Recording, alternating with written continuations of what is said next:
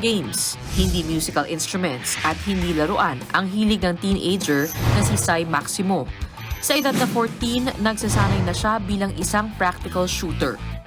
3 taon na ang nakalipas mula nang pasukin ni Sai ang kanyang kakaibang hobby. Kaya naman hindi nakapagtataka na bawat target na kanyang inaasinta, bullseye kaagad. Ang mami raw mismo ni Sai ang naghikayat sa kanya na subukan ng practical shooting. One time, nung December noon, sabi niya sa akin, Sai, may regalo ko sa'yo. Tapos, pinakita niya sa akin yung 22 na rifle. Nasasabi ko, wow, ang ganda. Tapos, sabi niya sa akin kinabukasan, tara, punta tayo sa range. Nung nag-shoot ako, nung hinawakan ko yung baril, sabi ko, mami, ang gaan. Tapos, sige nga, kapag natamaan mo, sige, pasok ka na sa competition. Suportado rin si Sai ng kanyang daddy sa pagpa-practical shooting. Kami ni Mrs. kasi sobrang supportive kami sa isa't isa.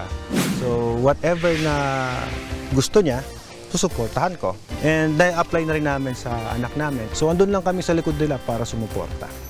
Taong 2020 na unang sumali si Sai sa isang practical shooting competition dito sa bansa. Simula noon, nagsunod-sunod na ang pagputok ng kanyang pangalan sa industriya. Isang beses sa isang linggo kung mag-practice si Sai kasama ang kanyang daddy. Ito po is 38 super puto na baril. This is customized. May pangalan ko po, XYXY. Tapos ito pong isa, yung main gun ko po is Sai Maximo. Ito po spare gun ko lang po ito. Ito pong long magazine ko po, may 27 bullets po siya. Tapos ito pong short magazine, may 22 bullets po siya.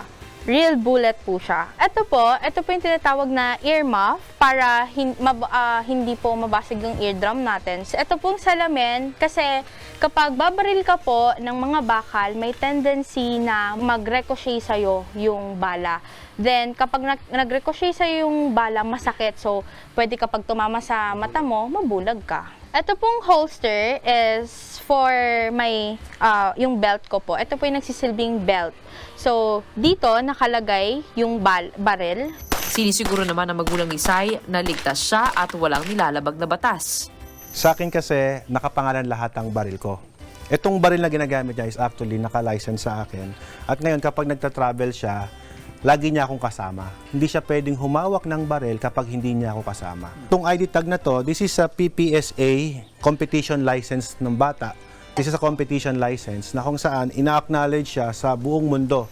Nakatutulong daw ang practical shooting sa pagtaas ng kumpiyansa ni Sai sa kanyang sarili. Lakas ng loob, determinasyon sa ginagawa mo.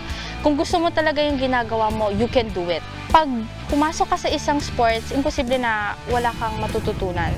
Sabi nga ni Sai, hindi mo malalaman ang antas ng iyong kakayahan kung hindi mo ito susubukan.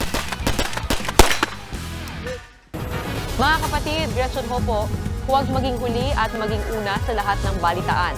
Maging maalam at may pakialam sa mga napapanahong issue at balita sa bansa. Mag-subscribe at mag-follow sa News 5 social media pages.